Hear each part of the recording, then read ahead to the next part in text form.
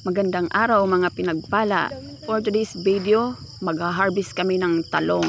Since may talungan dito sa bukid, dito nga po kami bumili.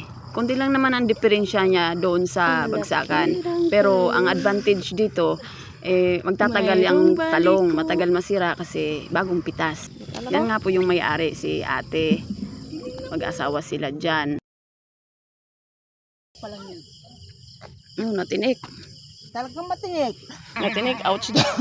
Oh, matinik. Oh, sige, ouch ka na dyan.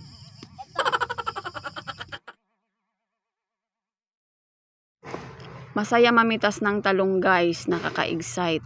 Dapat marunong ka sumipat, sumilip, kumilates. Sumilip ng talong ha, hindi yung kung ano-anong sinisilip na iisip nyo. Malaking bagay din yung nasisave ko dito kasi pag nakukuha ko ng mura, ibibigay ko rin sa mga suki ko ng mura.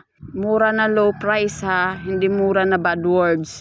Syempre, memorize ko na ang mga reaction nila kapag mahal ang gulay. Merong napapamura. Merong ding nagugulat na akala mo may nagaganap na krimen. Minsan nga, iniisip ko, nasisibulan na ng pigsa sa pagkakagulat. Bato-bato sa langit, ang matamaan, huwag magalit. Mamimitas na nga lang ako kung ano-ano pang sinasabi ko. Baka bukas, pag lako ko, wala nang bumili sa akin. Nagalit na sa akin yung mga yun. Di wala na akong pambiling ginamos at yung mga pambayad ko sa parcel na dadating. Huh?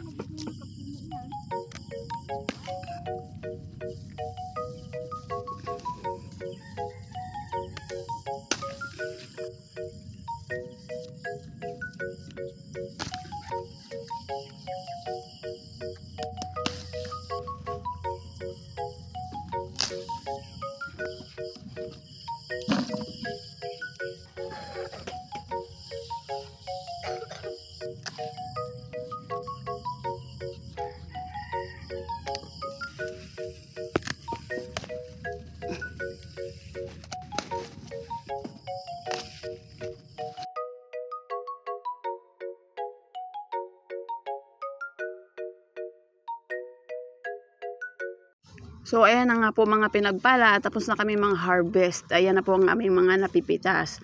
Napakagaganda. At ready na para magtinda na kami ni Nene na gustong sumama sa pagtitinda. Kasi wala naman pong pasok. Eme-eme siya ngayon. Aba, kahit ayaw ko pa samahin, wala na akong magagawa pa. Umangkas na sa likod ko. Kain naman.